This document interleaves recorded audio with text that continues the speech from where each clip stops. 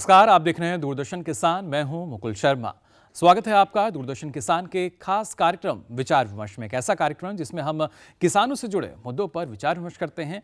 फलों की अगर बात की जाए, हम आम आदमी की सेहत के लिए लाभकारी तो है ही, साथ ही किसानों की आर्थिक सेहत के लिए भी काफ़ी लाभकारी है, क्योंकि अनाज की तुलना में फलों की खेती करीब 3 गुना ज़्यादा फायदा देती है।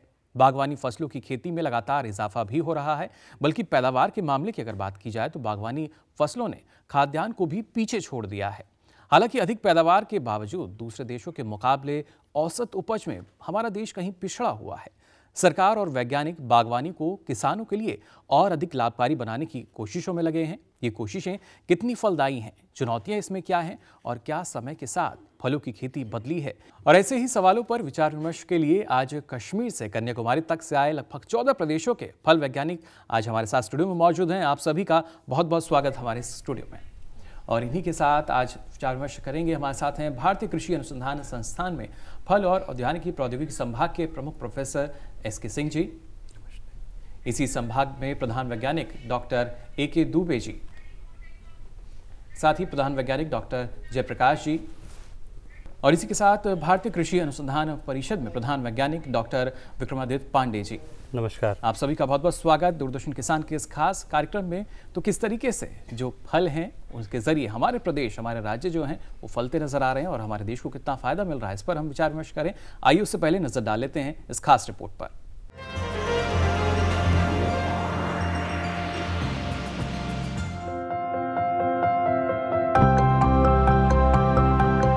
भारत की विविधतापूर्ण जलवायु अलग अलग तरह की फसलों के लिए उपयुक्त है। जाहिर है कि ये जलवायु बागों के लिए भी असीम संभावनाएं प्रकट करती है। फलों और सब्जियों की उपज के मामले में चीन के बाद हमारा ही देश है। राष्ट्रीय बागवानी बोर्ड के आंकड़े बताते हैं कि अकेले भारत में 63 लाख हेक्टेयर जमीन पर बाग लगे हैं और पैदावार 9 करोड़ टन को भी पार कर चुकी है। बागवानी क्षेत्र की कुल वैश्विक पैदावार में भारत की हिस्सेदारी करीब 11% है, परंतु निर्यात मुश्किल से 1% है। वैश्विक पैदावार में भारतीय केले की हिस्सेदारी 25.7%, पपीते की 43.6% और आम की 40.4% है। इन तीनों फसलों की उपज के मामले में भारत पहले नंबर पर है। ज्यादा उपज की वजह से हमारे देश के पास निर्यात के बेहतर अवसर हैं। फिलहाल भारत 4,229 करोड़ रुपए के फल निर्यात कर रहा है। इसके अलावा बागवानी फसलों के निर्यात में साल दर साल इजाफा हो रहा है।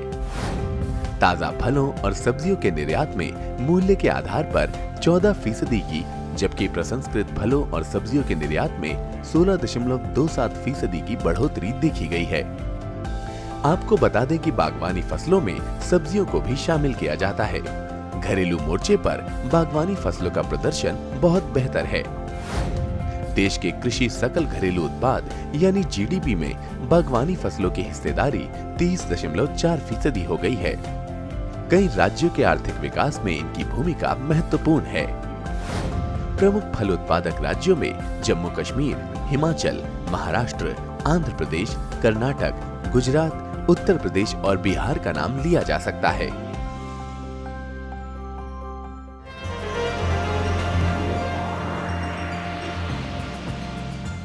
तो ये रिपोर्ट आपने देखी और जाना किस तरीके से अगर उत्पादन की हम बात करते हैं, अलग अलग फलों को देखें या बागवानी क्षेत्र को देखें, तो किस तरीके से जो उत्पादन है उसमें इजाफा हुआ है। लेकिन खासतौर से अगर बात की जाए इस इजाफे के पीछे जो हमारे वैज्ञानिकों की मेहनत है, आप उसको हम कह सकते हैं नज़रअंदाज नहीं कर सकते। और यहाँ पर डॉक्टर सिंह, सबसे पहले आपके पास मैं आना चाहूँगा। आपके सामने 14 प्रदेशों से आए जो हमारे फल वैज्ञानिक हैं वो यहाँ आज मौजूद हैं। इनके लिए आप सबसे पहले कुछ क्या कहना चाहेंगे, क्योंकि अलग अलग प्रदेशों में हमने देखा है जिस तरीके से बागवानी क्षेत्र को अगर हम देखें उसमें लगातार इजाफा होता हमें नजर आ रहा है। जैसा कि आप जान रहे हैं कि औद्यानिक फसलों में भारत ने काफ़ी ऊंची छलांग लगाई है। हमने ब्राज़ील को पछाड़कर आज दूसरी नंबर पर हैं और हम चाइना की जस्ट दूसरे नंबर पे आ गए हैं। साथ ही ये भी हम देखें कि इसमें जो हमारे जितने भी राज्य हैं इन्होंने काफ़ी प्रगति किया हुआ है। और जो भी हम बागवानी फसल हैं, चाहे वो आम हो, केला हो, नींबू हो या अमरूद है, कस्टर्ड एप्पल है, अनानास है, सेब है, संतरा है, ये सारी चीज़ें कहीं ना कहीं देखिए अब संगठित रूप से किसान इनको लगाने लगा है। जैसे पहले हम कहते थे ना कि आंगनबाड़ी में लगता था तो लगाते थे, अब इसे किसान जो है काफ़ी हद तक ढंग से लगाने लगा है और बड़े पैमाने पे। साथ ही ये तो हमारे शोध में हमने देखा है कि जब किसी भी बागवानी फसल को लगाते हैं तो सबसे पहले कमी आती है पौध की। तो पौध, किस्म, मूलवृंत, ये सारी चीज़ें अब धीरे धीरे जो है अब हमने अपने वैज्ञानिक तौर पर से जो इजाद किया है इसको हम किसानों तक पहुँचाना शुरू किया है, किसानों ने इसे अपनाया है। और साथ ही आप देखें कि इसमें तब्दीली बहुत बड़ी आई है। केले में खासकर आप देखिए, केला कभी होता था कि शक्कर से हम लगाते थे और धीरे धीरे ये जो है बहुत धीमे से फैलता था, इसमें रोग भी काफ़ी लगते थे।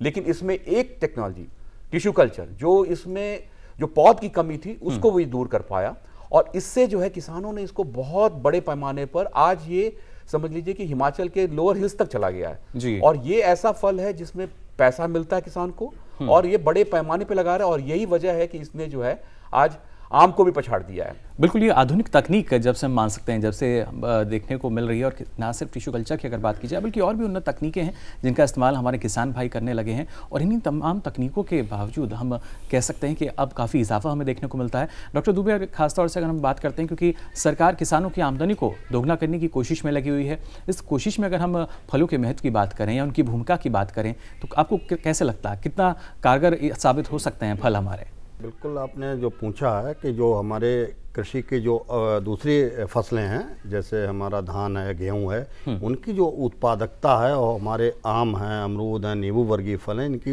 उत्पादकता में बहुत ज़्यादा अंतर है। पहली चीज़, अगर हम उदाहरण देना चाहें तो जैसे हमारी पूसा की एक किस्म है आम्रपाली, तो आम्रपाली की जो उत्पादन क्षमता है वो 20 टन प्रति हेक्टेयर के करीब है, जबकि हमारा जो गेहूँ है वो मुश्किल से 35 से 40 कुंटल तक प्रति हेक्टेयर निकलता है।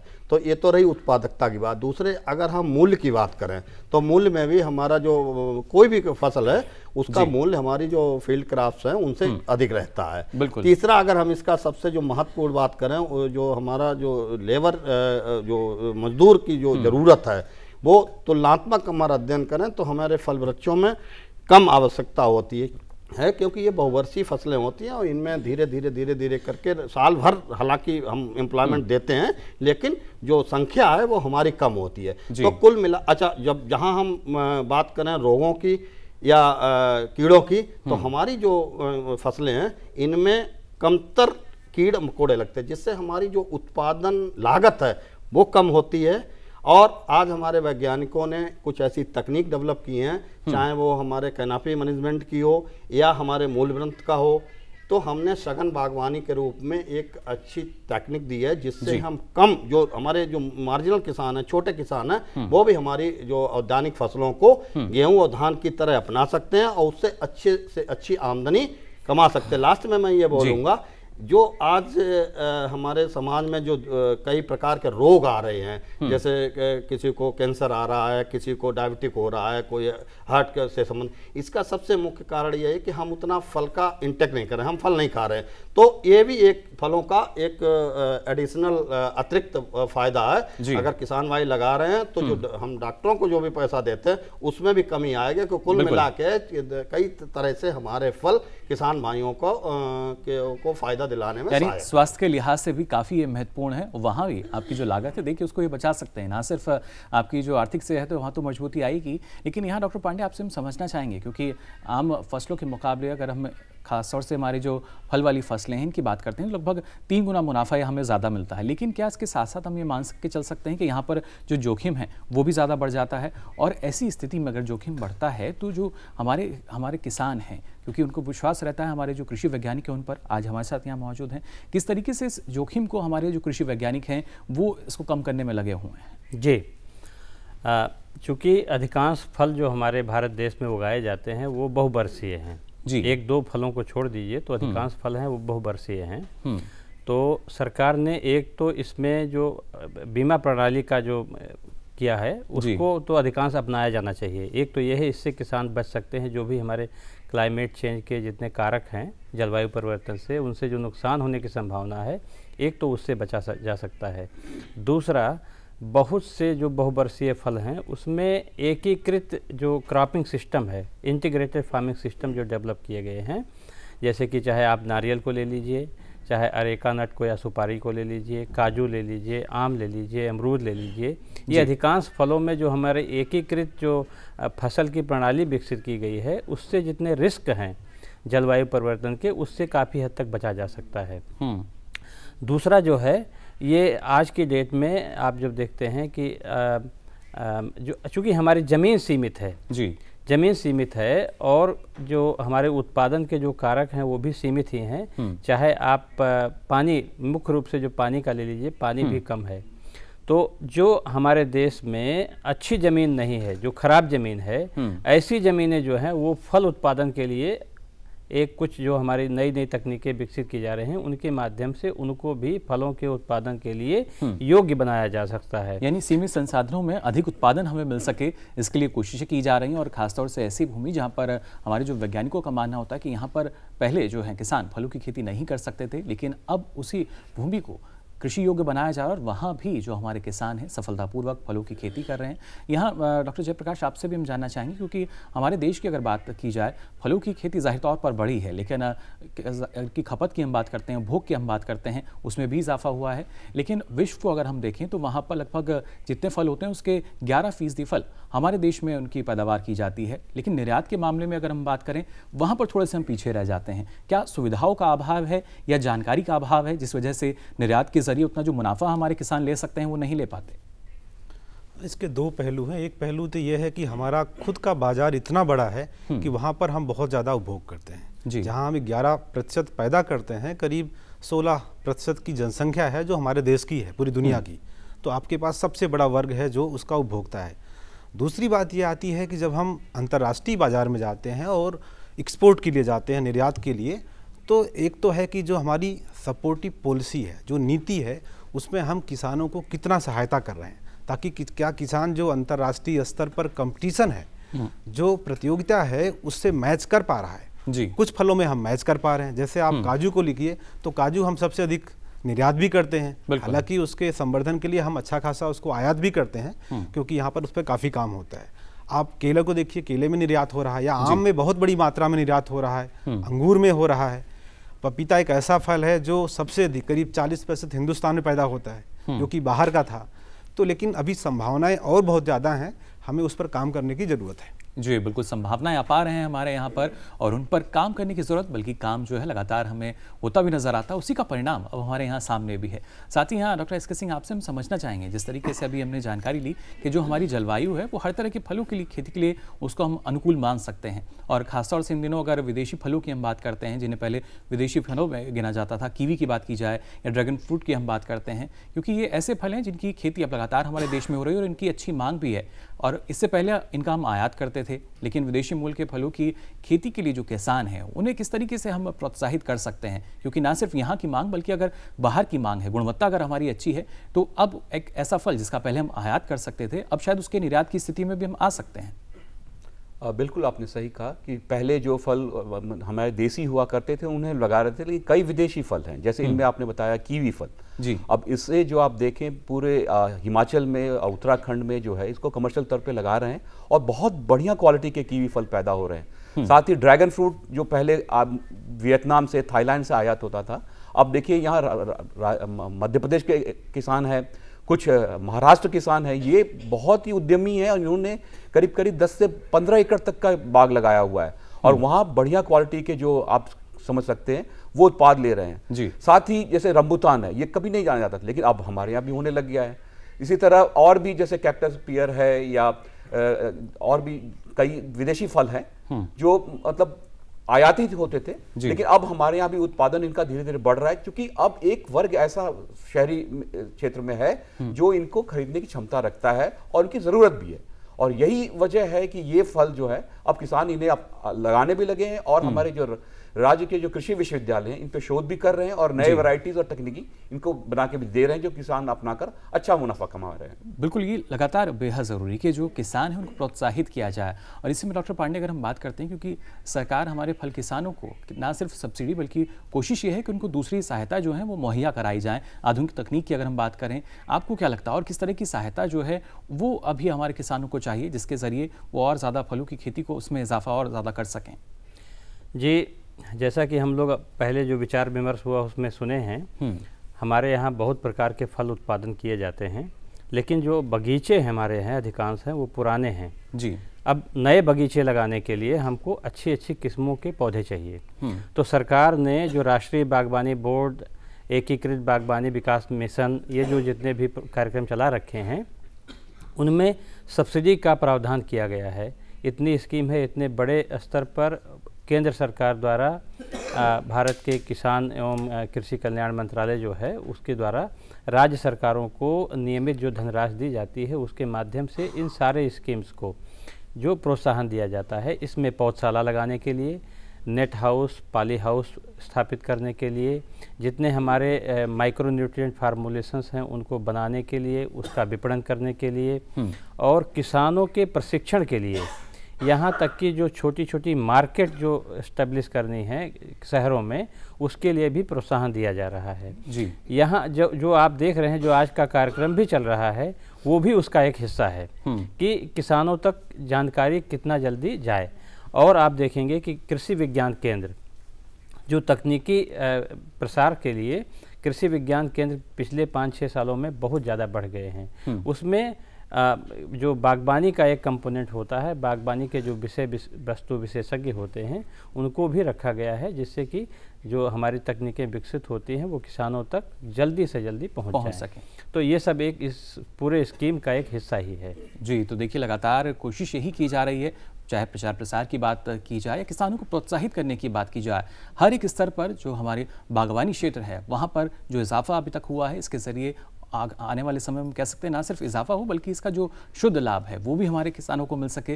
फिर चाहे इस कड़ी में वो प्रसंस्करण से जुड़ते हैं या अपने जो उत्पाद है उसको जो बाहरी बाजार है या निर्यात की स्थिति की अगर हम बात करें, उस फल का अगर वो निर्यात करते हैं तो उसके ज़रिए और अधिक मुनाफा उन्हें मिल सकता है। और इसी में जो हमारे वैज्ञानिक हैं पूरी मदद उनकी कर रहे हैं। कार्यक्रम में फिलहाल वक्त हुआ एक छोटे से ब्रेक का। ब्रेक से लौटेंगे तो हमारे जो वैज्ञानिक यहाँ पर मौजूद हैं, अलग अलग राज्यों से आए हुए, उनसे भी हम बात करेंगे किस तरीके से जो फल हैं उनकी खेती पर हमारे जो किसान भाई हैं और ज़्यादा मुनाफा ले सकते हैं और कैसे उनका जो प्रदेश है इसके जरिए फल फूल रहे हैं। फिलहाल रुक रहे हैं एक छोटे से ब्रेक के लिए।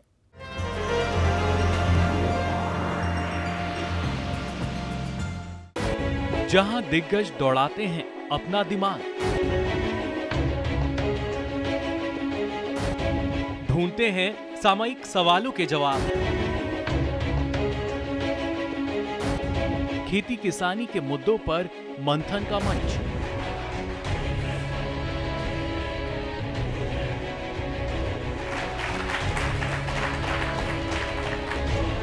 देखिए बात संवाद हर शनिवार सुबह 11 बजे।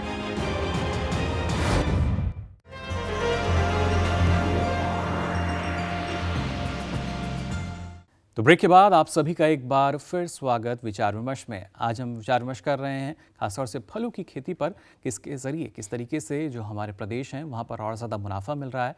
और इस चर्चा को हम आगे बढ़ाएं, आइए उससे पहले नज़र डाल लेते हैं आने वाले समय की अगर बात की जाए तो कितना और ज़्यादा इजाफा बागवानी क्षेत्र में हो सकता है। देखते हैं ये रिपोर्ट।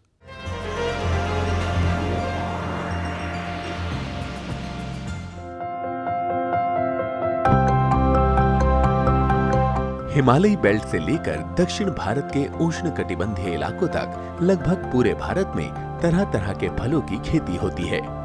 बागवानी फसलों से बहुत से किसानों की जिंदगी खुशहाल हुई है। 2016-17 के दौरान 1,88,000 टन से भी अधिक क्षमता के कोल्ड स्टोरेज बनाए गए। साथ ही 107 pack house, grading packing line, pre cooling इकाइयां और राइपनिंग चैम्बर तैयार किए गए। इसके अलावा 131 प्राथमिक प्रसंस्करण इकाइयां, जबकि फल और सब्जियों की 340 नर्सरियों को प्रमाणित किया गया। ये कदम 2022 तक किसानों की आमदनी को दोगुनी करने में मददगार होंगे। इतना ही नहीं, साल 2016-17 के दौरान राष्ट्रीय बागवानी बोर्ड ने वाणिज्यिक बागवानी की 1357 परियोजनाओं को सहायता प्रदान की थी और 181 करोड़ से भी अधिक रकम की सब्सिडी दी गई। हमारे वैज्ञानिक भी लगातार फलों की खेती को बेहतर बनाने की कोशिश कर रहे हैं। उन्होंने ज्यादा पैदावार के लिए फलों की 134 किस्में तैयार की हैं। साथ ही सेब, आम, अंगूर, केला, संतरा, अमरूद, लीची, पपीता, अनानास और चीकू के निर्यात के लिए गुणवत्तापूर्ण किस्मों का विकास किया है।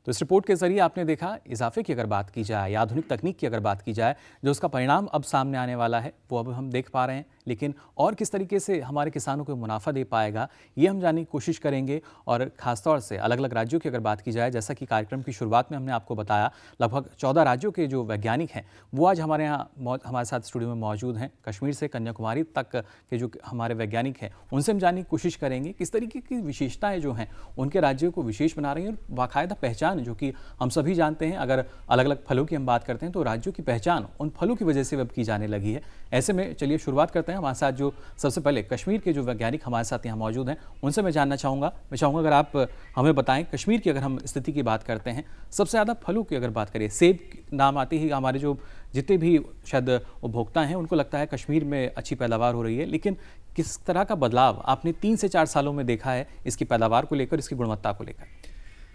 जी, मेरा नाम अब्दुल रूफ मलिक है। मैं शेर कश्मीर यूनिवर्सिटी कश्मीर से बिलोंग करता हूँ।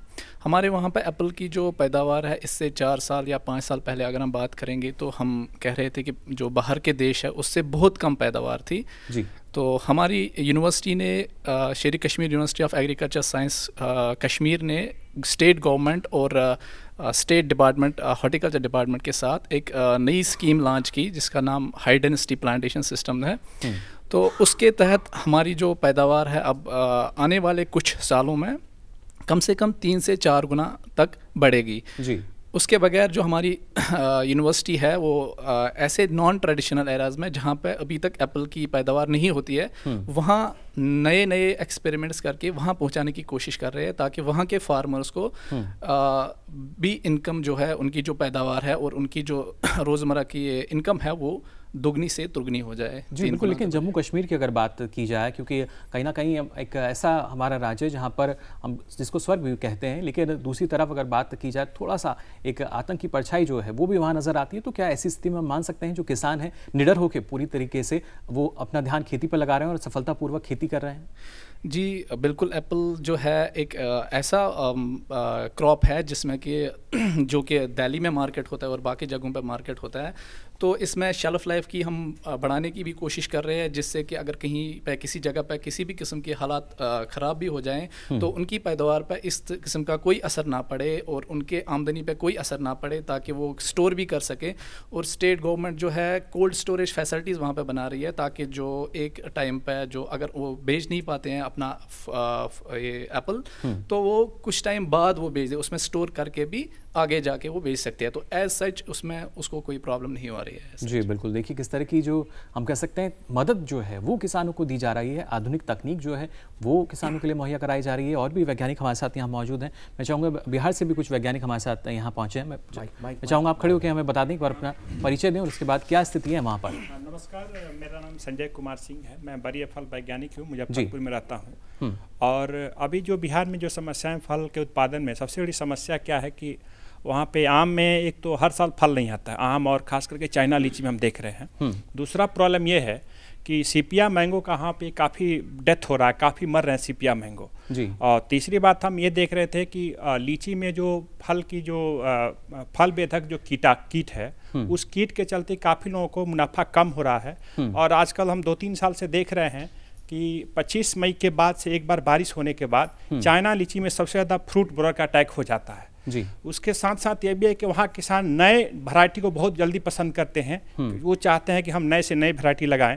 और उसके बाद जो भी बीजू आम है वहाँ पे, बीजू आम का अगर मार्केटिंग की फैसिलिटी अगर वहाँ पे हो तो बहुत किसान चाहते हैं कि बीजू आम को काटे नहीं, क्योंकि एक बहुत बड़ी विविधता का स्रोत है और उसमें कई तरह के कीड़े और मकोड़े और कोई बीमारी भी नहीं लगता है। ये कुछ समस्या है जो उस क्षेत्र में है। बल्कि और लीची, खासतौर से लीची का भी आपने यहाँ जिक्र किया जो समस्या रहती है, लेकिन अंतर्राष्ट्रीय स्तर पर भी अगर हम देखें तो वहाँ की लीची को एक अलग पहचान मिल चुकी है। इस बारे में कुछ बताना चाहेंगे आप हमें? वहाँ की लीची का अभी कुछ ही दिन पहले की बात है कि जो वहाँ का जो शाही लीची है उसके नाम पे बहुत लोग दूसरे जगह से जो लीची दिल्ली मार्केट या दूर दूर मार्केट में भेजते थे उसको शाही लीची के नाम से ही बेचते थे। और शाही लीची में खासियत है कि वो टेस्ट जो मुजफ्फरपुर की लीची है उस शाही लीची का टेस्ट दूसरे जगह कभी नहीं मिल सकता। वहाँ क्लाइमेट वैसा सुटेबल है, वहाँ के मिट्टी में वो है जो कि दूसरे जगह शाही लीची लगाने के बाद भी वो टेस्ट नहीं आएगा। अब अभी कुछ ही दिन पहले उसका भी GI टैग मिला है, जिसमें लीची अनुसंधान केंद्र और बिहार कृषि विश्वविद्यालय सबौर के अथक प्रयास से अभी GI टैग मिला, उससे काफ़ी किसान खुश हैं। मुझे लगता है कि उस लीची को दूसरे जगह मार्केट में भेजने में आसानी होगी और कहीं भी उसका कोई डुप्लीकेट नहीं कर सकता। चलिए, बिल्कुल ये फ़ायदा देखिए जो GI टैग है उसके ज़रिए हो जाता है कि पूरी पहचान, जैसे कि हमने पहले भी इससे बताया कि जो अलग अलग राज्य हैं बाकायदा एक जो फल है उनकी वजह से पूरे जो राज्य है उसकी पहचान होती है। लेकिन आप बैठ सकते हैं डॉक्टर साहब, जैसे कि यहाँ उन्होंने कुछ समस्या भी बताई, इस बारे में डॉक्टर सिंह आपसे हम जानना चाहेंगे, क्योंकि अगर लीची की हम बात करते हैं, किसानों की समस्या की हम बात करते हैं, किस तरह कोशिश की जा रही है कि जो समस्या बनी हुई है इसका जल्द से जल्द कोई हम कहें निजात जो है इस समस्या का किया जा सके? लीची में जैसे कि उन्होंने बताया कि जैसे GI टैग है, ये बहुत बड़ा एक विश्वास देता है किसानों में कि जहाँ जिन क्षेत्रों में सबसे बढ़िया पैदा होता है वो फल वो जाए तो उसकी कीमत में कम से कम 2 से 2.5 गुना जो इजाफा मिलता है, या जो उन्होंने बताया कि जो डुप्लीकेट किसी भी फल को किसी नाम से बेच देते हैं, जैसे अल्फांसो है, रत्नागिरी है, वलसाड है, ये इन क्षेत्रों जो माइक्रो क्लाइमेट जिसको कहते हैं जो वहाँ के GI मिली रहती हैं। अगर ये बहुत अच्छा है कि भारत सरकार ने ये शुरू किया है और ये इससे डायरेक्ट जो कह रहे हैं दुगने करने की जो बात चल रही है, तो इसमें ये रहता है कि अगर उस क्षेत्र से जो फल आया हुआ है या सब्जी आई हुई या मिर्च या मसाले फसल आए हुए हैं तो उसमें कीमत सीधे कम से कम उपभोक्ता को ये मालूम होता है कि ये फल कहाँ से आया है और जो मैं खा रहा हूँ ये सही फल या सही किस्म खा रहा हूँ कि नहीं। यानी वो विशेषता जो है बिल्कुल हमें पता चल जाती है। ये बहुत बड़ा एक फार्मर को एक बहुत बड़ा एक प्रोटेक्शन मिलता है कि नहीं जो मैं उत्पाद भेज रहा हूँ उसकी अच्छी कीमत मिले और कभी भी वो किसान सुनिश्चित यहाँ हो जाता है। लेकिन उत्पादन की जो कमी है डॉक्टर पांडे, कहीं ना कहीं कीड़ों की वजह से भी है, आम का भी यहाँ जैसे कि अभी डॉक्टर साहब ने हमें बताया बिहार की अगर हम बात कर रहे हैं, उसका हल आपको कहाँ नजर आता है? ये जो कीटों की जनसंख्या होती है वो जलवायु से सीधे जुड़ी होती है और हमारे वेदर के जो प्रेडिक्शंस होते हैं आजकल हमारे जो टीवी पर या रेडियो पे दिए जाते हैं जी, बहुत हद तक बहुत ही सटीक भविष्यवाणी की जाती है। तो एक अगर इस भविष्यवाणी का किसान ध्यान रखें तो उसी के अनुसार जो हमारे कीटनाशी का प्रयोग करना चाहिए उसके लिए प्रयोग कर सकते हैं। दूसरी बात यह है कि जहाँ तक और जितना अधिक से अधिक हो सके किसान भाइयों को ये सुझाव दिया जा सकता है कि जो बॉटनिकल पेस्टिसाइड्स हैं, जो जैविक जितने भी हमारे कारक हैं, उनका ज़्यादा से अधिक से प्रयोग किया जाए। तीसरी बात यह है कि अनावश्यक जो किसान भाई, बहुत से ऐसे किसान होते हैं कि जो अनावश्यक जो पेस्टिसाइड्स होते हैं उनका प्रयोग किया जाता है जी। इससे जो प्राकृतिक शत्रु हैं, जितने कीट हैं, उनके जो नेचुरल एनिमीज हैं वो अधिक से अधिक जो कीटनाशी का प्रयोग करने से वो जो हमारे कीट हैं वो ज़्यादा बढ़ जाते हैं, उनकी संख्या में इजाफा हो जाता है। तो ये जो 2-3 जो एकीकृत जो हमारी जो तरीके हैं अगर ऐसे अपनाए जाएं तो कीटों की संख्या काफ़ी हद तक कम की जा सकती है। बिल्कुल, इसके जरिए मान सकते हैं, देखिए जो उत्पादन हमारा प्रभावित होता है वो प्रभावित नहीं होगा। लेकिन जब बात की जाए रसायन की हम बात करते हैं, कीटनाशी की हम बात करते हैं, तो कहीं ना कहीं काफ़ी नुकसान भी हमें पहुंचाते हैं। पंजाब की अगर बात की जाए, क्योंकि वहाँ पर ज़्यादा रसायन का इस्तेमाल भी किया जाता है उत्पादन को बढ़ाने के लिए, लेकिन जब बात फलों की आती है, क्या स्थिति आप वहाँ देख पा रहे हैं? जो उत्पादन है उसमें किस तरह का इजाफा आपको नज़र आता है और किस तरह की चुनौतियाँ हैं यहाँ पर? मेरा नाम दलजिंदर सिंह है, मैं पंजाब एग्रीकल्चर यूनिवर्सिटी से काम करता हूँ वहाँ पे जी। और जैसे आप पंजाब के बारे जानते हैं कि जो हमारा मुख्य फल है वो किन्नू है जी, जो सबसे ज़्यादा क्षेत्र है जो किन्नू के अंडर आता है। तो उसमें ऐसे कि किन्नू की जैसे क्वालिटी भी बाकी सिट्रस से ज़्यादा बढ़िया है। और ये अब एक जैसे GI टैग है वैसा ही एक उनका जैसे ड्राई एरिया है, एरिड जोन है, जो खुश्क इलाका है जो पंजाब का, उसकी जो क्वालिटी बन चुकी है किन्नू की जी। पर किन्नू में क्या है कि किन्नू में जैसे उसमें एक तो जैसे एकदम फ्रूट आता है, पकता है एक समय, उसमें गलाटा जाता है और एक उसमें फाइटोप्थोरा की जैसे दिक्कत आ रही है। तो उसको हल करने के लिए जैसे संतरे में हमने जैसे किन्नू है, उसमें 2-3 किस्में हैं जो तैयार की हैं, जो उसके पहले पकती हैं, जो उसके बाद में पकती हैं। इसकी वजह से जो है वो गलट नहीं आएगा। वो बाद जैसे फाइटोप्थोरा है, उसके लिए हम जो रूट स्टॉक है जिसपे हम उसकी प्योंद करते हैं किन्नू की, उस पे भी काम कर रहे हैं कि जो बीमारी है उसको कोई रासायनिक की जरूरत ना पड़े। चलिए, बिल्कुल। और उसके बाद जो है अमरूद काफ़ी अब आ रहा है, उसके बाद एरिया काफ़ी बढ़ रहा है अमरूद में, क्योंकि एक तो उसमें 2-3 फसलें हमें एक साल में मिल जाती हैं जी। और उसकी जो अब जैसे पहले लोग कहते थे कि अमरूद कम खाते थे, पर अब उसमें जैसे विटामिन सी है बाकी सिट्रस के मुकाबले 3 गुना ज़्यादा है जी। तो उसकी क्वालिटी भी बढ़िया है, उसमें कोई ज़्यादा प्रोडक्शन की कॉस्ट नहीं आती है। तो इसकी वजह से वो जो अमरूद है वो भी अब काफ़ी बढ़ रहा है। यानी किसान जो है बड़े पैमाने पर अमरूद की खेती भी कर रहे हैं और मुनाफा कमा रहे हैं। चलिए, बिल्कुल बैठ सकते हैं आप। महाराष्ट्र की अगर बात की जाए डॉक्टर साहब, वहाँ किस तरह की स्थिति आपको नज़र आती है, और खासतौर से क्योंकि एक ऐसा क्षेत्र है जहाँ पर जलवायु का असर जो है हम ज़्यादा तौर पर हमें देखने को मिलता है, वहाँ की स्थिति की अगर बात की जाए, किस तरह का लाभ अभी तक हाल फिलहाल के 3 से 4 सालों की अगर हम बात करते हैं यहाँ पर किसानों को मिल पाया है? नमस्कार, मैं सुनील चालक, मैं महात्मा फुले कृषि विद्यापीठ से आया हूँ जी। महाराष्ट्र में जो है आजकल अनार का, महाराष्ट्र में आजकल अनार, सीताफल और जो है अमरूद की खेती बहुत बढ़ रही है। वहाँ पर हाल ही में क्या है कि सीताफल की खेती बढ़ रही है, लेकिन उसकी शेल्फ लाइफ जो है कुछ कम होने की वजह से जो फार्मर्स है कई दिक्कत परेशानी उठा रहे हैं जी। तो आप किस तरह का हल की अभी जो किसान है वो उम्मीद करते हैं आप लोगों से भी, जब आप लोग किसानों के बीच भी पहुंचते हैं, या उत्पादन सिर्फ बढ़ाने की बात होती है, किसी तरह का जो और हल निकाला जाए जिससे उनकी आमदनी हम दोगुनी कर सकें? किसानों की यही डिमांड है कि अच्छे से अच्छे हम पौधे उन्हें सप्लाई कर सके।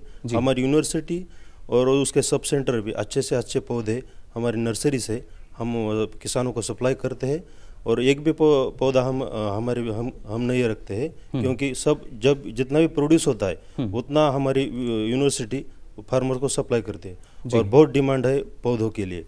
चलिए, बिल्कुल, यानी उपलब्धता भी है, मांग भी निकल कर आ रही है। जो अच्छी पौध हैं, उन्नत पौध जो हमारे किसानों तक पहुंचनी चाहिए, उनकी मांग भी निकल कर आ रही है। और उसके जरिए देखिए उपलब्धता की अगर बात की जाए, जो बड़ी समस्या मानी जाती थी, अब अलग अलग माध्यम से कोशिश यही की जा रही है जो किसान की मांग है उसको पूरा किया जा सके। कुछ और वैज्ञानिक हमारे साथ यहाँ मौजूद हैं। मैं चाहूँगा अगर आप हमें बताएं अपने राज्य की स्थिति की अगर बात की जाए, किस तरह की स्थिति आपके राज्य में है, और खासतौर से कौन सा प्रमुख फल है जिसकी पैदावार पर हमारे किसान भाई अधिक ध्यान दे रहे हैं? नमस्कार, मैं नित्य मंजरी मिश्रा, मैं ओडिशा से आई हूँ। Odisha university of agriculture and technology में मैं उद्यान विज्ञान में वैज्ञानिक के रूप में काम कर रही हूँ। हमारे एरिया में जो है सर जैसे बोले कि टिश्यू कल्चर बनाना हम कर रहे हैं। जो टिश्यू कल्चर बनाना का हर जगह पर एक वेराइटी G9 का ही उत्पादन होता है। हम लोग के यहाँ पर 4 वेराइटी जो है कच्चे केले के रूप में हम लोग बंतर जैसे यूज़ करते हैं वो, और पुवान एंड रस्थाली, ये सब वेराइटी हम लोगों का टिश्यू कल्चर लैब में ग्रो करके बड़े आकार में, जैसे साल भर में लगभग 5 लाख का हम उत्पादन करके फार्मर्स को देते हैं जी। तो उससे फार्मर को बहुत फायदा होता है। दूसरी ये है कि जैसे हम कैश्यू को वेस्टलैंड गोल्ड बोलते हैं, तो जहाँ पर वेस्टलैंड्स होते हैं वहाँ अगर आप कैश्यू ग्रो करें तो वहाँ से आपको ज़्यादा फायदा मिलता है। हमारी यूनिवर्सिटी ने एक बलभद्र नाम का वेराइटी निकाला है जो कि इंटरनेशनल स्टैंडर्ड, वो उसका नॉट्स जो है वो इंटरनेशनल स्टैंडर्ड आता है उसका, तो वो फार्मर्स लोगों को देते हैं। बहुत जो वेस्टलैंड्स हैं हमारे वहाँ के, वहाँ पर ग्रो होता है। बिल्कुल, जैसा आपने कहा अंतर्राष्ट्रीय मानकों की अगर बात की जाए, काफ़ी महत्वपूर्ण हो जाता है जब हमारा कोई उत्पाद हम चाहते हैं कि इसका निर्यात किया जाए। और जो किसान है किस तरीके से उनको जागरूक किया जाता है कि आपको ना सिर्फ अपना जो घरेलू बाजार है वो, बल्कि अंतर्राष्ट्रीय बाजार के लिए भी मानकों का ख्याल रखना होगा। जी, किस तरीके से उन्हें जागरूक किया जाता है इस बारे में? देखिए, मैं जैसे बोली वेस्टलैंड गोल्ड है ये, जहाँ पर कुछ भी हम नहीं कर सकते वहाँ पर हम कैश्यू लगाते हैं। तो इसी कारण के लिए हम उनको कुछ ज़्यादा नहीं बोल रहे हैं, बस गवर्नमेंट का बहुत सारा आता है हम लोगों का स्कीम जिसमें हम कैश्यू का सीडलिंग देते हैं, तो किसान आराम से वो लगाते हैं और उसी में से उनका फ़ायदा होता है। जी, बिल्कुल, देखिए किस तरीके से जो किसान हैं उनको यहाँ पर लगातार फ़ायदा मिल रहा है। अलग अलग फलों की हमारे किसान भाई खेती करते हैं और उसके ज़रिए जो एक लक्ष्य भी है सरकार ने की जो एक सकारात्मक सोच रही कि जो हमारे किसान भाई हैं इनकी आमदनी को दोगुना किया जाए, तो उसमें फलों की खेती जो है वो एक बेहतर विकल्प के तौर पर फिलहाल यहाँ नज़र आती है। अलग अलग राज्यों से जो वैज्ञानिक आए हैं, जाना आपने उनके राज्य में किस तरह की स्थिति है। हम चाहे सेब की बात करें, कीनू की हम बात करें, काजू की खासतौर से अगर हम बात करें, तमाम ऐसे अलग अलग फल जिनका ना सिर्फ घरेलू बाजार जो है वो काफ़ी बड़ा हो चला है, बल्कि अंतर्राष्ट्रीय बाजार में भी एक बड़ी स्थिति यहाँ पर नजर आती है। कुछ और वैज्ञानिक हमारे साथ मौजूद हैं, उनसे भी हम जान लेते हैं उनके राज्य की स्थिति की अगर बात की जाए। मैं चाहूँगा अगर आप हमें बताएं आपके राज्य की अगर स्थिति की हम बात करते हैं, क्योंकि फलों की अगर बात की जाए लगभग हर एक फल जो है वो हमें बाजार में अब उपलब्ध होता है, और पहले होता था कि शायद एक ही मौसम उस फल का आता था, लेकिन अब हर मौसम में हमें जो फल हैं उनकी उपलब्धता होती है। आपके राज्य की अगर बात की जाए वहाँ क्या स्थिति और कौन सा प्रमुख फल जिसके जरिए ज़्यादा मुनाफा हमारे किसान भाई ले पा रहे हैं? मेरा नाम नोंगथोम्बम देवचंद्रा। असल में मैं असिस्टेंट प्रोफेसर के रूप से college of horticulture and forestry Arunachal Pradesh Pasighat town पे मेरा पोस्टिंग है जी। और असल में मैं मणिपुर राज्य का रहने वाला हूँ। तो एक दो चीज़ है कि हम लोग अरुणाचल प्रदेश अगर देखा जाए तो वहाँ का जो संतरा का जो वैरायटी आता है, पहले पिछले कुछ सालों से इतना उत्पादन हुआ है कि वहाँ का फार्मर लोग चाहे किन्नौर हो या नागपुर मैंड्रिन के हिसाब अगर संतरा के हिसाब से देखा जाए तो वो लोग बाकी देशों में भी एक्सपोर्ट करने का स्थिति में आ गया है। जी बिल्कुल, ये चीज़ बहुत मतलब काफ़ी महत्वपूर्ण है। हाँ, आईसीआर का साइंटिस्ट और बहुत सारे लोग एक समय पे तो प्रॉब्लम था कि सिट्रस डिक्लाइन और ये फ्रूट ड्रॉप ऐसे का, तो उसका भी कुछ सॉल्यूशन साइंटिस्ट लोग ने निकाल के वो लोग को मतलब बहुत मदद किए हुए हैं जी। और अभी बाकी अगर मणिपुर स्टेट राज्य का देखा जाए तो कीवी एक ऐसा फ्रूट है जो बहुत तेज़ी से उसका सफलता फार्मर लोग को भी मिल रहा है सर जी। इसके लिए आपको क्या लगता है जो गुणवत्ता जो है वो काफ़ी मायने रखती है बाजार में, जो बेहतर दाम हमारे किसानों को मिल रहा है? असल में एक पूर्वांचल राज्यों लोग का एक फ़ायदा ये रहता है जैसे कि वहाँ में जैसे कि केमिकल फर्टिलाइज़र, केमिकल पेस्टिसाइड इस्तेमाल करने का जो ढंग है काफ़ी कम है और ना का बराबर है जी। तो इसी कारण क्या होता है कि अरुणाचल नहीं तो मणिपुर नहीं तो मेघालय का ही प्रोडक्ट है ऐसा बोलने से एक ऑर्गेनिक का कंसेप्ट अपने आप से आ जाता है, ताकि हम लोग उसके लिए एडवर्टाइजमेंट करने का ज़रूरत नहीं पड़ता है। ये एक फ़ायदा होता है सर। बिल्कुल, ये तमाम देखिए फ़ायदे हैं। अगर बात की जाए, बैठ सकते हैं आप डॉक्टर साहब, बताया उन्होंने अरुणाचल प्रदेश की अगर हम बात करते हैं, संतरे की बात की जाए, किन्नू की बात की जाए, क्योंकि जो गुणवत्ता है वो अपने आप में हमारे किसानों को उन्हें कोशिशें उन्होंने ज़रूर की उसके उत्पादन के लिए, लेकिन जैसे ही बेहतर गुणवत्ता आती है तो उसका एक बेहतर भाव जो है वो आपको बाजार में मिलता है। और इसके लिए अगर खासतौर से अगर हम जैविक फलों के उत्पाद की बात करते हैं या उसके बाजार की बात करते हैं तो एक अलग बाजार है अब हमारे किसानों के पास, जिसके ज़रिए वो और अधिक मुनाफा कमा रहे हैं। लेकिन और किस तरह की संभावनाएं हैं जो हमारे किसानों को जाहिर तौर पर आने वाले समय में मिलेंगी और उनका जो फायदा है वो और ज़्यादा हो सकेगा, उनकी आय भी दोगुनी हो सकेगी। इन तमाम विषयों पर आगे भी हम विचार विमर्श करेंगे, लेकिन फिलहाल रुक रहे हैं एक छोटे से ब्रेक के लिए।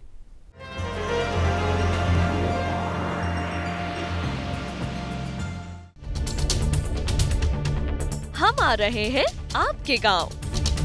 घूमते फिरते का कारवां पहुंच चुका है मथुरा में। हम आप पहुंचे हैं कांगड़ा जिले में। सामान्य ज्ञान के पूछेंगे सवाल। वार्षिक पुष्कर मेला किस राज्य में आयोजित किया जाता है? इनमें से क्या जैविक रूप से नष्ट नहीं होता है? इसके लिए इनके पास 4 ऑप्शंस हैं। देखें घूमते फिरते रविवार सुबह 7:30 पर।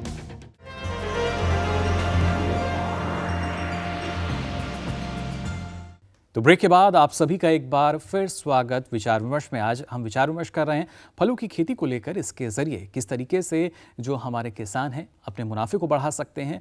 जो फल हैं सेहत के लिए तो लाभकारी, साथ ही उनकी आर्थिक स्थिति जो है उसमें किस तरह का सुधार हाल फिलहाल की अगर बात की जाए हमें देखने को मिला है। लगभग 3 से 4 सालों में ही बागवानी का जो हम कहें रकबे की बात की जाए या क्षेत्र की बात की जाए वहाँ भी इजाफा नज़र आता है। और इसके ज़रिए अगर आप बाज़ार को देखें तो ऐसा नहीं कि जो बाज़ार है, क्योंकि जो हमारे संसाधन हैं वो सीमित हैं, लेकिन उत्पादन उसमें हमारे किसानों ने बढ़ाया है, बाज़ार अब उनके लिए बड़ा है और इसमें कोशिशें रही हैं हमारे वैज्ञानिकों की, जो लगातार हमारे साथ यहाँ मौजूद हैं। ब्रेक पे जाने से पहले अलग अलग जो राज्य हैं उनका हाल हमने यहाँ जाना था। हमारे साथ यहाँ पर देवभूमि उत्तराखंड से भी जो वैज्ञानिक हैं वो मौजूद हैं। मैं चाहूँगा आप अपने राज्य की स्थिति हमें बताएं। फलों की खेती की अगर बात की जाती है, क्या स्थिति और कितना लाभ या कुछ समस्याएं भी किसानों की वहाँ पर हैं?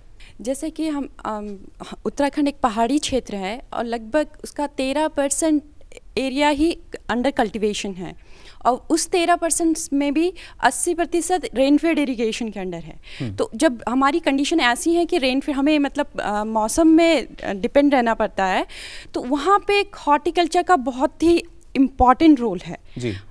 किसान भाइयों को के पास ऑप्शन मतलब वो हॉर्टिकल्चर से अपनी आय को बढ़ा सकते हैं और इस उस पे हमारी सरकार काम भी कर रही है, चाहे फल हो, सब्जी हो या मेडिसिनल प्लांट्स हो, हम इस पे काम कर रहे हैं। पिछले 4 सालों की अगर बात की जाए, कितना इजाफा आपको इस क्षेत्र में नजर आता है? अभी तक जैसे हम अगर टेम्परेट जो हमारे टेम्परेट एरिया है जैसे उस पे अभी तक किसान भाई कमर्शियल स्केल पे वो क्रॉप्स नहीं ले रहे थे, बट अब वो लोग एप्पल, वॉलनट, अखरोट पे, कीवी में एरिया बड़ा है उत्तराखंड में, वो लोग उस पर काम कर रहे हैं, मतलब वो उसको अडॉप्ट कर रहे हैं, जो वेराइटीज उनको दी जा रही है वो लगा रहे हैं, तो उस पर और यूनिवर्सिटी भी उस पर कार्यरत कर रही है, मतलब कार्य कर रही है। हमारे साथ कुछ और भी वैज्ञानिक मौजूद हैं, आपसे हम जानना चाहेंगे दक्षिण भारत की अगर खास तौर से बात की जाए, क्योंकि जलवायु जो है वहाँ पर अलग हो जाती है, जो किसान है उनके लिए कितना एक सफल साबित हो रहा है अलग अलग फलों की खेती करना?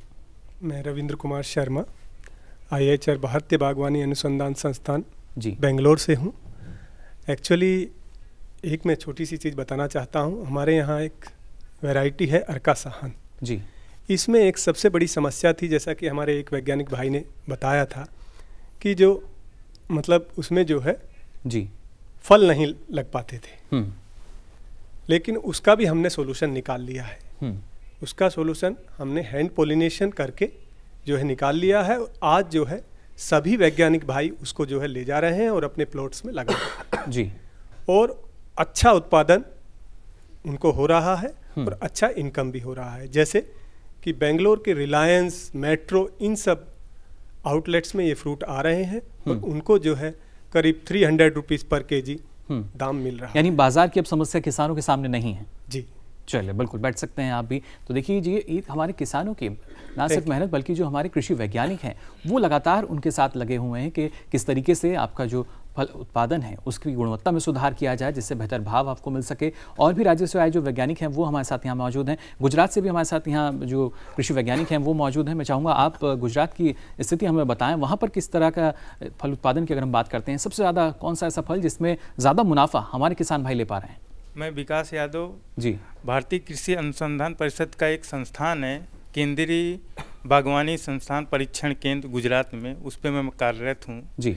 गुजरात प्रदेश ऐसा है जिसने हॉर्टिकल्चर में बहुत कम समय में बहुत ज़्यादा तरक्की की है। लगभग 20% से ज़्यादा जो शेयर है हॉर्टिकल्चर का गुजरात इंडिया की में कंट्रीब्यूट करता है जी। उसका सबसे बड़ा कारण ये है कि वहाँ 2 पॉलिसी ऐसी आई जिसने बहुत ड्रास्टिक चेंज किया जी। एक सघन बागवानी और दूसरा टपक पद्धति से सिंचाई जी। क्योंकि गुजरात क्षेत्र जो है मोर देन 70% एरिया रेनफेड में आता है और टपक पद्धति सिंचाई प्रणाली ने उस रेनफेड एरिया को सिंचित क्षेत्र में बदल दिया, जिससे जो भी वहाँ का जो सबसे इम्पॉर्टेंट फ्रूट है मैंगो और उसकी वैरायटी है केसर, उसके उत्पादन और उत्पादकता में मतलब 2 से ज़्यादा जो है 2 गुना से ज़्यादा जो है उसकी उत्पादकता को बढ़ाया और उसकी क्वालिटी को भी इम्प्रूव किया।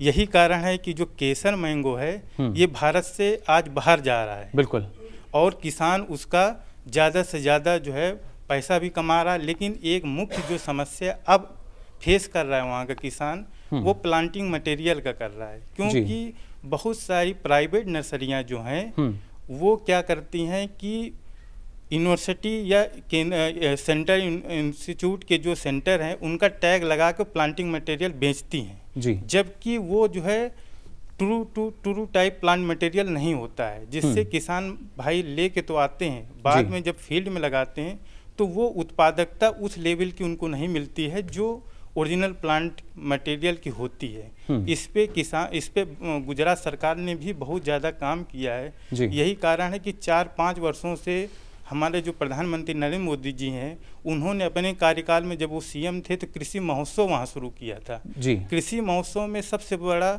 जो उसका लाभ किसानों को पहुंचा कि उसमें ज़्यादा से ज़्यादा चाहे सीड मटेरियल हो या प्लांटिंग मटेरियल हो वो फ्री ऑफ कास्ट हम किसानों को वितरित करते हैं। यानी किसी भी तरह का वहाँ पर शुल्क जो है किसानों से नहीं लिया जाता, और इसके जरिए हम मान रहे हैं कि ना सिर्फ जो समस्याएं देखी किसानों की हमारी कम हुई हैं, बल्कि कृषि वैज्ञानिकों की जो हम कहें मेहनत रही, उन्होंने जो लगातार शोध किए उसके बाद अब उपलब्धता हमारे जो किसान हैं उनको होती है, उन्नत किस्मों की बेहतर उत्पादन वो ले पाते हैं। और वहाँ भी कुछ समस्या है तो हर एक ज़िले में कृषि विज्ञान केंद्र जो है, हम सभी जानते हैं हर एक ज़िले में कृषि विज्ञान केंद्र है, वहाँ भी जाकर वो अपनी समस्या का हल ले सकते हैं। कुछ और राज्यों से भी किसान हमारे साथ यहाँ मौजूद हैं। तमिलनाडु से मैं चाहूँगा जो हमारे साथ यहाँ कृषि वैज्ञानिक हैं जी। எல்லோருக்கும் வணக்கம். Myself Dr. M. Kavino, working as assistant professor at the Department of Fruit Crops, Tamil Nadu Agriculture University. In Tamil Nadu, so crops like banana, mango, papaya, guava are major fruit crops. So they are dominating the most of the area. In case of guava, so of late there are a lot of hue and cry with about nematode infestation in the layer. So the farmers are unaware about the impact of nematodes. Once the nematodes are enter the cultivated area, means we can't nullify its effect for another 25 years. And another important thing is, so the nematode is act as a predisposing factor for guava wilt. So in this regard, I have the one questions. So how we can advise the nursery people to ensure distribution of quality planting material. Another important thing, in case of banana, due to globalization, the area under granite is escalating, especially in Tamil Nadu, in the both in terms of area as well as production. बिल्कुल, हम उम्मीद देखिए यही करते हैं, सब बैठ सकते हैं आप भी, क्योंकि समय का अभाव हमारे पास है यहाँ पर। लेकिन अलग अलग राज्यों से जो हमारे कृषि वैज्ञानिक यहाँ पर आए, उन्होंने अपना ना सिर्फ अनुभव साझा किया, बल्कि हमें बताया कि किस तरीके से जो कृषि वैज्ञानिक हैं वो पूरी कोशिश कर रहे हैं कि बेहतर उत्पादन हमारे किसान जो हैं वो ले पाएँ, बेहतर मुनाफा उनको यहाँ मिल पाए। लेकिन अगर देखा जाए समस्याएँ लगातार हैं, ये हम खासतौर से यहाँ जानना चाहेंगे। खासतौर से डॉक्टर जयप्रकाश, अगर बात की जाए नीमाटोड का भी यहाँ इन्होंने जिक्र किया, ना सिर्फ पपीते की बात करें, केले की बात करें, लेकिन अमरूद के अगर उत्पादन में कुछ दिक्कत आ रही है, नीमाटोड की जो दिक्कत है हम देखते हैं अमूमन हर जगह में नजर आ जाती है, इसके लिए क्या कुछ आने वाले समय में मान सकते हैं कि जो समस्या है वो खत्म हो सकेगी? दो चीज़ें हैं, जैसे कि पहले भी गुजरात के भी केस में उन्होंने कहा था और तमिलनाडु के भी केस में, दोनों जगह पे मुख्य मुद्दा यही है कि जहाँ इन्फेक्शन आ गया वो तो आप करते रहेंगे, लेकिन जो मुख्य मुद्दा रहेगा कि आपका जो प्लांटिंग मटेरियल, जो पौध है वो क्या टू टाइप है। दूसरा है कि जैसे जो फल वृक्षों में एक बड़ा क्षेत्र यह है कि हम कोई ना कोई मूलवृंत या रूट स्टॉक का प्रयोग करते हैं जी।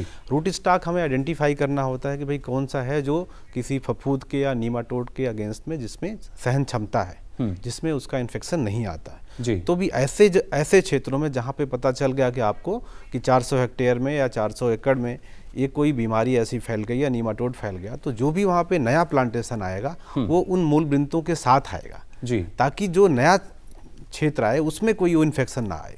अन्यथा चूंकि ये सारे लोग मिट्टी में रहते हैं और जो भी मिट्टी में फफूंद हो या नीमाटोड हो उसको आप एक सीमित क्षेत्र में तो मैनेज कर सकते हो जी, लेकिन बड़े क्षेत्र में उसका प्रबंधन मुश्किल होता है। और चूंकि जैसा है कि चूंकि फल वृक्ष है, फल वृक्ष आप 1 साल 2 साल के लगाते हो, इन सब की जो योजना बनती है वो 20 साल से 40 साल की होती है।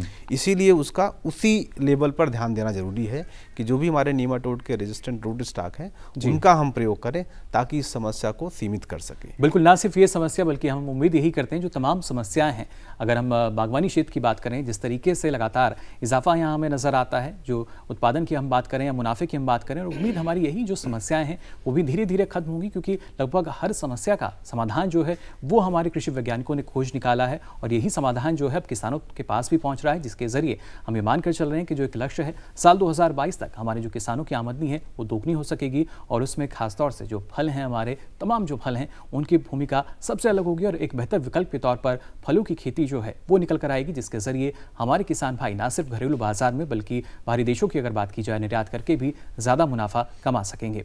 फिलहाल वक्त हो चला है आप सभी से विदा लेने का, लेकिन उससे पहले अलग अलग राज्यों से आए हमारे कृषि वैज्ञानिक, आप सभी का बहुत बहुत शुक्रिया। साथ ही हमारे साथ पैनल में मौजूद रहे हमारे वरिष्ठ जो कृषि वैज्ञानिक हैं तमाम, आप सभी का बहुत बहुत शुक्रिया इस तमाम जानकारी के लिए। और उम्मीद है यही हम करते हैं, ना सिर्फ एक लक्ष्य को हमें हासिल करना है, किसानों की जो है मदद की अगर बात की जाए, बल्कि ये जो जानकारी यहाँ निकल कर आती है, क्योंकि बेहद ज़रूरी ना सिर्फ जो किसान है उनका पक्ष सामने आए, बल्कि जो कृषि वैज्ञानिक हैं उनके सामने किस तरह की चुनौतियाँ हैं इस पर भी जाना जाए, जिसके ज़रिए इन चुनौतियों का भी हम कहें सामना कर सकें और एक जो समस्या लगातार बनी है इसका समाधान हो सके। फिलहाल के लिए कार्यक्रम में मुझे दीजिए इजाज़त। नमस्कार।